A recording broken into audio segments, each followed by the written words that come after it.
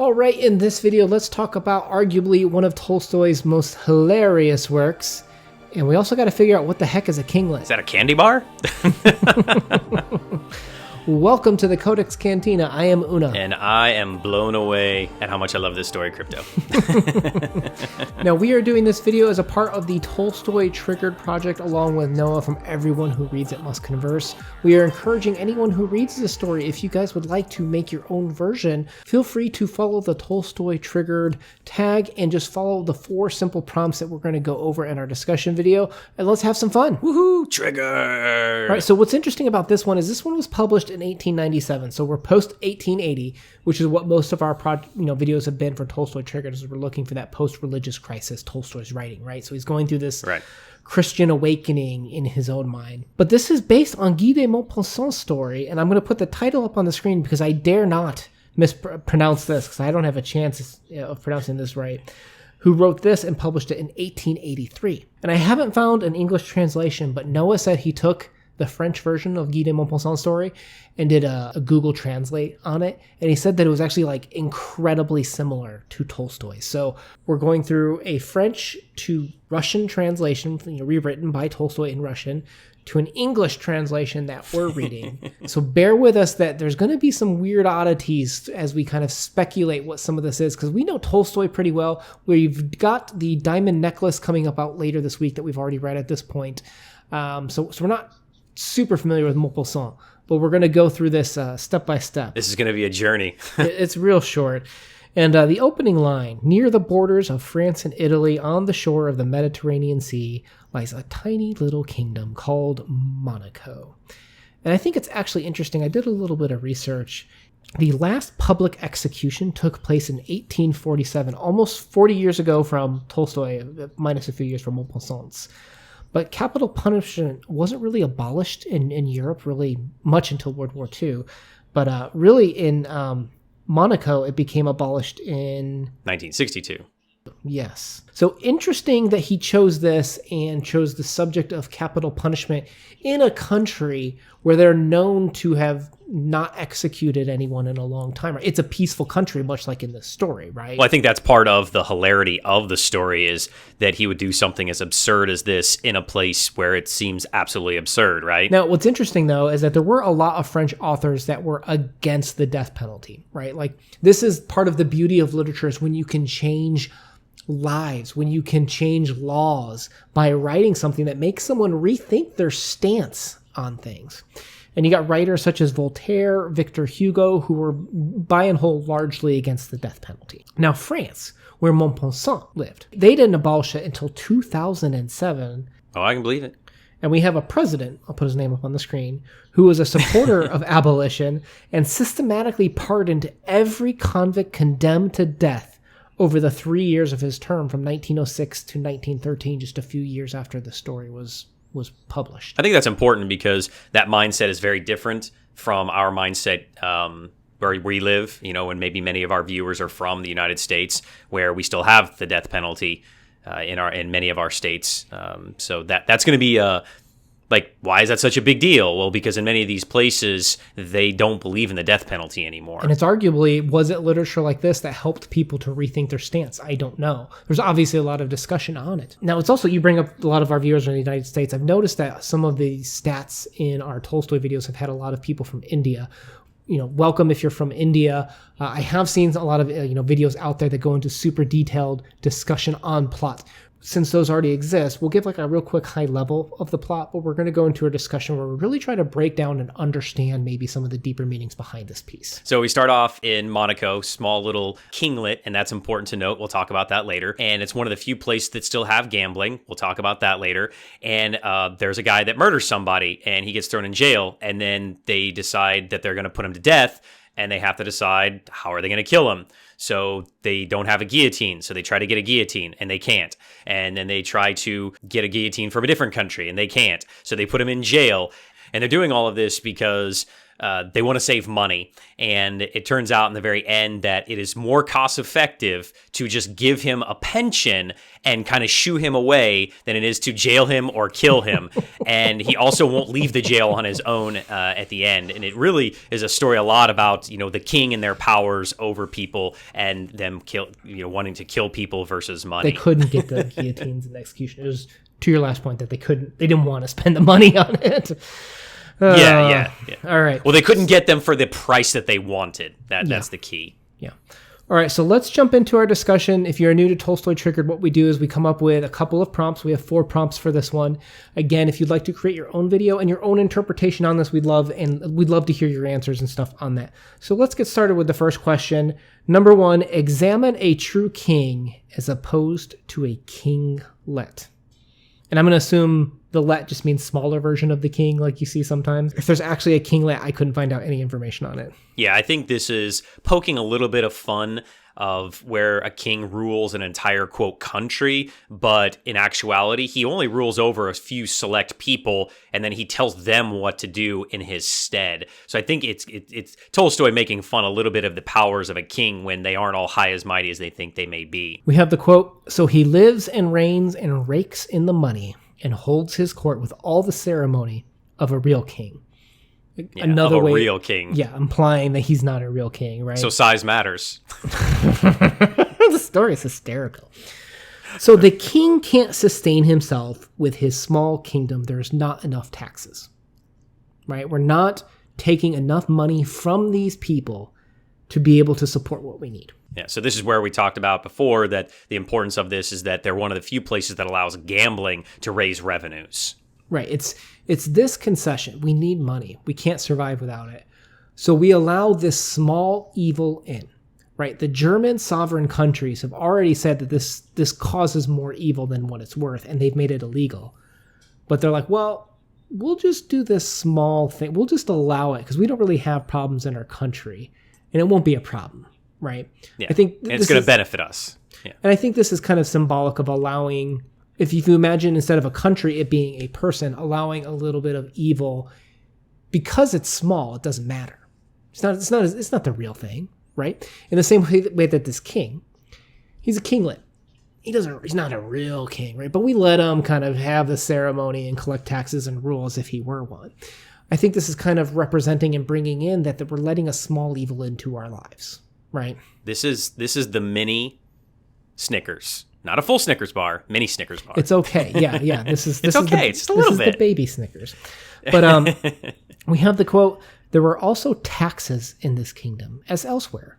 A tax on tobacco and on wine and spirits and a poll tax." So I think these selections are interesting, and I'd be curious how close these are to the Maupassant versions, because either they really registered with Tolstoy or Tolstoy rewrote these, because these are very Tolstoy in nature, right? Like all of his characters that have bad stuff happen to them or aren't holy, they totally drink. They totally smoke, right? Yeah. He seems to think those are like the worst vices you could have, and maybe they were for the time period. Yeah. We live in a different country and a different time. I get it. Yeah, I could think of way worse. But there are definitely taxes that he puts on these, see what I did there? On these characters, in the same way that the king's putting taxes on the people, allowing a small amount of evil. Well, you can drink, you can smoke tobacco, you can gamble, you can have a gambling thing. But there's going to be a tax for it. Yeah, so you're gonna have to pay for what bad things you want to do. So the tax, according to the German sovereigns, is you're going to get some more crime, right? And that's exactly what happens is we have a murder in Monaco, and they're like, okay, we're going to judge you. So I'm going to take my interpretation about this tax, this kinglet thing this way. I can see someone taking a different route. I know it was written by Maupassant, and we don't know much about him. But from Tolstoy, everything's religious when it comes to Tolstoy. And I don't know what religious things he stuck in here or changed for his story. But I can see the kinglet kind of playing on that the kings aren't absolute power, right? We're going to go through this with the judging and the lack of control that he has. But with everything being religious with Tolstoy, King of Nazareth, Jesus, God, that's the true king to Tolstoy. That he's kind of making a joke at the human kings. I didn't take it this way. I think you could take it that way. But I just wanted to point that out real quick, that I think you could have that play on words there too. But ultimately, what I took it to is that I think the story allows us to put ourselves easily into various positions in the story and talk about what evils we allow in and the cost and the judgment of those costs. So speaking of judgment, question number 2, examine the governing body's responsibility to law and punishment in 2 Deer.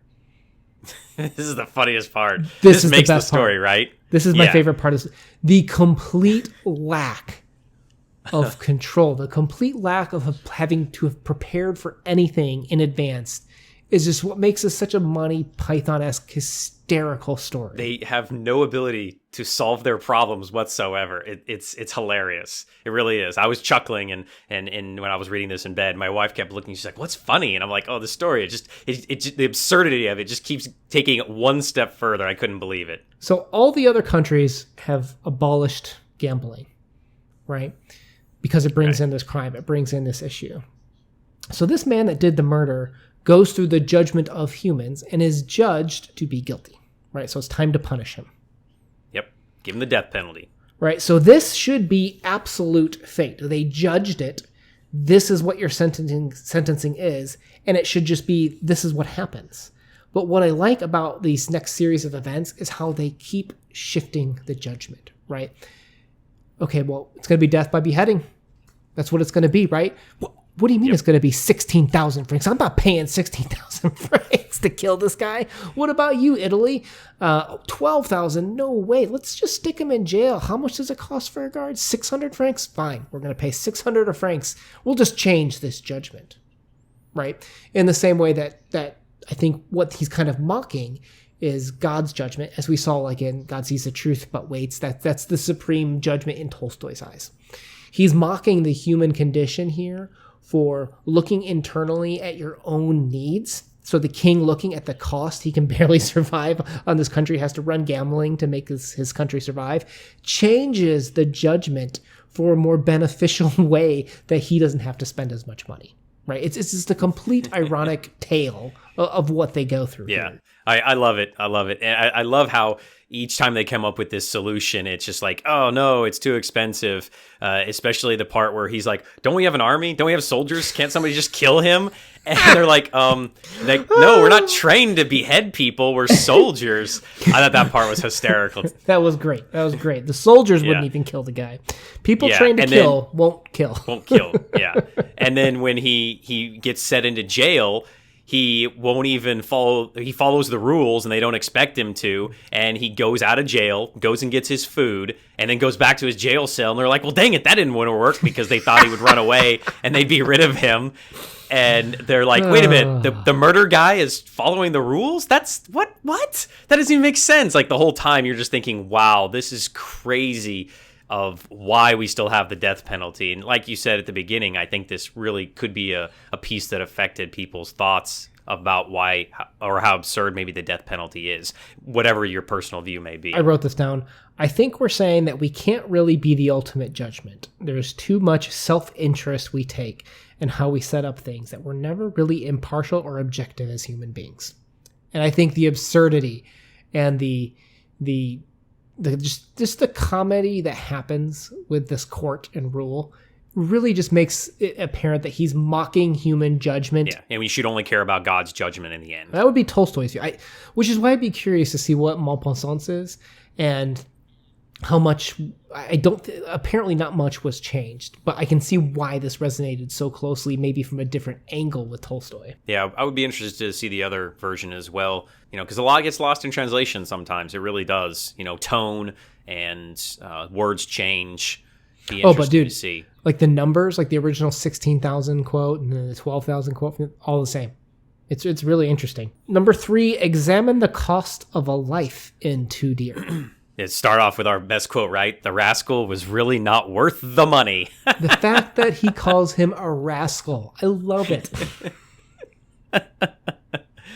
I just think that it's interesting that it's the king, and it always comes back to the king, right? And that there's no involvement of, a god. There's no the king asks other people, what they think, but only in the terms of what it is monetarily. And the king, he goes to the priests and he goes to his advisors. But in the story, the king never asks God, does he? He never prays. No, hang on. I wrote down this quote. He has a palace and courtiers, I don't know how to pronounce that word, and ministers, and a bishop, and generals, and an army. It's interesting, like all this stuff in terms of the palace, the generals, the army, those are all made reference to in the story, right? He goes to the army and asks them to kill. He asks his judges to judge the sentencing for this person. To your point, they never bring up this bishop again. The only person the king doesn't talk to is the godly representation in the story, right? The clerical representation in the story. He's not talking to God in guiding his actions from Tolstoy's view. Yeah, and I think that's because maybe Tolstoy knows this, obviously, but the king doesn't want to hear what needs to be heard, because all he's concerned about is money. And that's what I think Tolstoy, again, is kind of poking fun at, that a king on an earthly realm is only interested in one thing, money and power, and they're irrelevant. And so the king is shunning what he should be listening to in Tolstoy's eyes. Oh, for sure he is, right? He's shunning even the German sovereign states about this whole gambling thing, because this would tax him with more crime. Yeah. Like this is definitely the sign of a man who's not listening, and they show how he doesn't even talk or try to listen to the bishop either. And I think that you could look at this of, okay, that's one aspect of it. You can look at it as, well, what money value is he putting on someone's life that 16,000 is too much, 12,000 is too much, 600 is what this guy's life is worth when it all comes down to it. And he's okay with putting a price on a person, and I don't think Tolstoy is, and he's trying to teach people of like, hey, you can't assign value to human life, with monetary numbers. Yeah, and I think a common theme that you see explored is the punishment that we put on criminals in the criminal justice system actually reforming people. And I think Tolstoy was a very big critic that no, it's not. You need to help them find what is in his view, the moralistic way to approach life. What's the way to make them good people is something I think we all are on board with. And Tolstoy was very outspoken about the criminal justice system doesn't really do that. It's just putting them away and costing people money rather than actually trying to reform them. And what's interesting is in this story, this guy kind of reformed himself. I guess I don't know if reform is the right word, but they said he went on to kind of just live a peaceful, calm life. He paid his taxes of going to the gambling place every now and then, but he didn't cause trouble, right? And that wasn't because of the reformation caused by criminal justice. It was caused by mercy. The king paying him to go away is a way of kind of mercy, but it definitely kind of mocks the king in the sense where he's still paying the same fee as if you were paying the prisoner, the criminal justice. Instead, he's paying in mercy at the end. Yeah. I think it comes all back to the fact that the king is not the influence here, and we really don't know what caused the prisoner to maybe reform. Maybe it was an accident, the murder or whatever, because he seems like a good person, right? Or at least a better person than the king, arguably. I mean, he did kill somebody, but the king wants to kill somebody, but then he doesn't want to kill somebody because it's too much money. And it's like, that's like, who's the bad guy here? Yeah, this was a fun story. Number 4, discuss the moral themes in Too Dear. And I think this goes back to actually the thing that we just brought up, the bishop, and how he never talks to the bishop, never talks to the clerical influence. I'm curious if the bishop was in Maupassant's story. It doesn't deflate anything, but it certainly would be interesting if specifically, since there is no reference to it at all in the story, but there's references to the other classes. What if Tolstoy put that in, but he didn't write it in after that?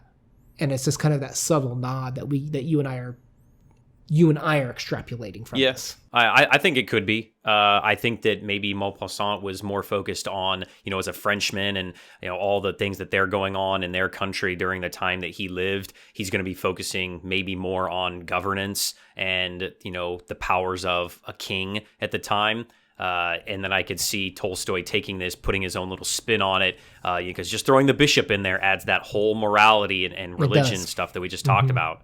Mm-hmm. Yeah. So I could see that. But either way, even if you took that out, and let's say we try to approach it more from the political side with, let's say that's what Maupassant was going for. And I don't know. We don't know enough about Maupassant. But just the idea of the death penalty, I think today in the EU, the only country that still has the death penalty, I believe, is Belarus. As a historian, I should know that, but I actually don't know that information on the top of my head. But, well, it didn't become a hot topic really until World War II, from my understanding. But I think a lot of people were pushing for the abolition. And you'll see, like, for example, Monaco. So he chose Monaco. I mean, sure, it's right next to France, right, for Maupassant. Yeah. But he chose Monaco for a reason, right? And he chose a small area. And you see him explore a country that specifically doesn't exercise for 30, 40 years a death penalty. Why do we have it? And then there's that final line, aren't you glad you don't live in a country where they exercise the death penalty? So I think there's a really interesting political interpretation there too, of mocking criminal justice, mocking the death penalty, and then showing that mercy and reformation can happen even without that. Oh yeah, it's hilarious, as we've said several times. I think that Tolstoy was going for, we can be better. I think, and we see that in many of his stories of living up to not our own expectations, but a higher power's expectations, and you should strive to be better. And he wants the king to be better, and he's not, and so he's making fun of him. Absolutely. All right, let's move into our subjective ratings. Again, if you'd like to join in on the conversation, feel free to leave comments below of maybe how you took any of these questions, and feel free to follow the Tolstoy Triggered Project tag to check out anyone else that has done this video. Definitely check out Noah's video on this. But let's check out our subjective ratings on this. Real sweet and simple. This story, I'm a sucker for comedy. Loved it. I was literally laughing out loud for 4 pages. A lot of entertainment in there in those 4 pages for me. I'm gonna go with a 9 out of 10. Yeah, I was gonna say an 8.5, but just reminiscing about it with you in the channel tonight, and I want to give it a 9 also. Boom, yeah. 9. It's just hilarious. Like, I could go read this again, after we're done here. It takes 10 minutes to read, and I'm gonna chuckle a couple more times. So it was a good time. So check it out, read it, take a few minutes, watch the video, give us a like, subscribe. What to do with that rascal, I tell you. Una out. Peace.